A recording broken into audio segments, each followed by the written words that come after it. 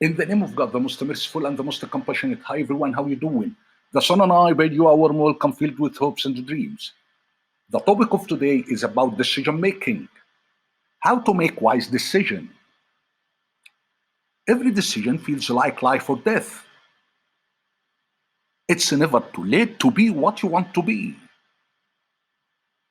Decisions can change your life forever.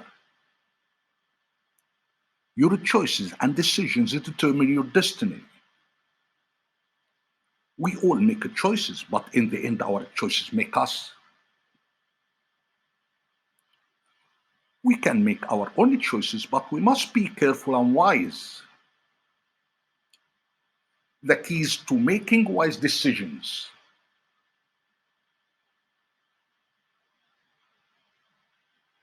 Key number one, define the nature of the decision you must make.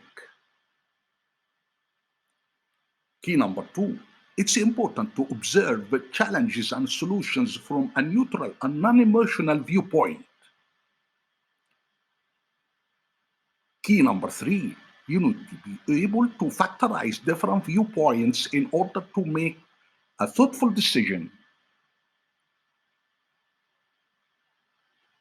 Key number four, gather relevant information and knowledge needed for decision making.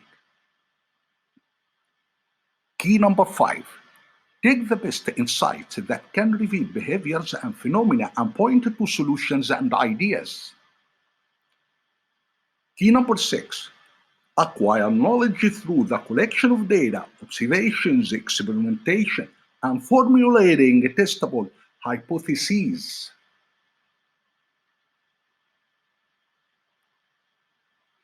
Key number seven, watch relevant documentary films.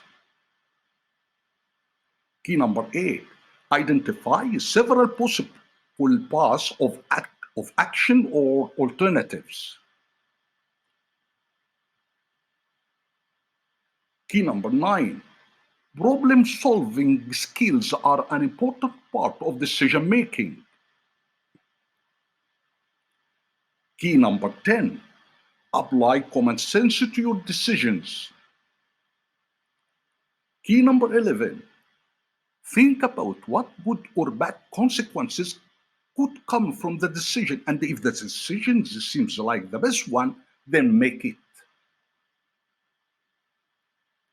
Key number 12, look at your situation from another perspective to think through it clearly. Key number 13, think twice before you do something you regret. Key number 14, be patient and resilient till you achieve your decision. Key number 15, it's better and important to make decisions with the help of God's guidance.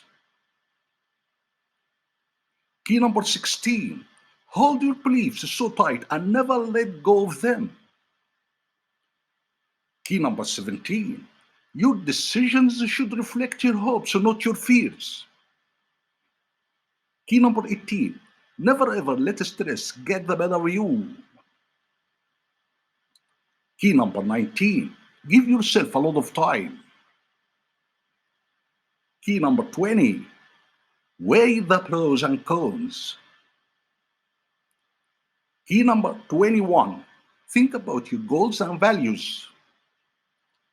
Key number 22, consider the risk and jeopardy. Key number 23, pay attention to personal motivation. Key number 24, recognize and acknowledge doubt and change. Key number 25, leave emotion out of it. Key 26, refine focus, eliminating all distractions. Key 27, be mindful of the setting. Key 28, review your decisions and its consequences. My real experience, 7 years ago, all my friends advised me to set up a language school in Sudan. I like the idea very much because I know very well that the Sudanese are polite, kind, and honest. The project was going to take almost all my money. I went to the Sudanese embassy and I spoke with two women working in the embassy. They answered all my questions in a very decent way. I was so happy. I watched documentary films and gathered relevant information and knowledge needed for my project. Everything was great. I made agreements with workers and architects from the Philippines and Sudan. I prepared everything to travel to Sudan. The surprise. I was so happy, but I forgot something that was very important. I forgot to ask God to help me. I am sure that God hears my prayers. First, I praised God and sought forgiveness for my sins before I asked Him to help me. I usually feed stray cats and dogs in my district. On that day, I made a tour of many streets to feed many stray cats and many stray dogs. I asked God to work the way He wanted. I was honest and specific when I asked Him to help me in making my decision. Suddenly, while I was surfing the internet for my project, I caught a glimpse of these titles. Title number one: the genocide in the Darfur region of Sudan killed an estimated 2 million people and displaced more than 4 million. Title 2: the Sudanese judges had arbitrated all Quranists in Sudan to death with capital punishment, the death penalty. Title 3: the Sudan was well known for coup d'etat.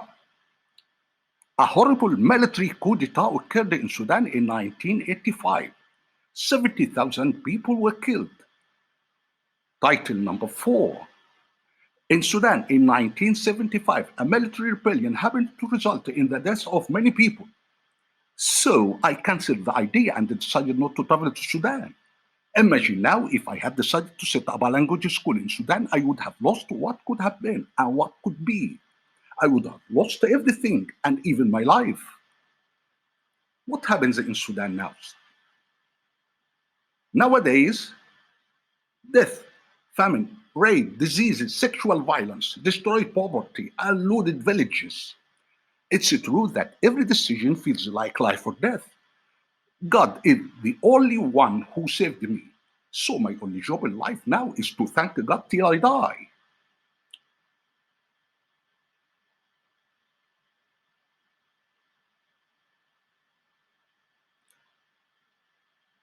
Our Lord, upon you we have relied, and you we have returned, and you is the destination.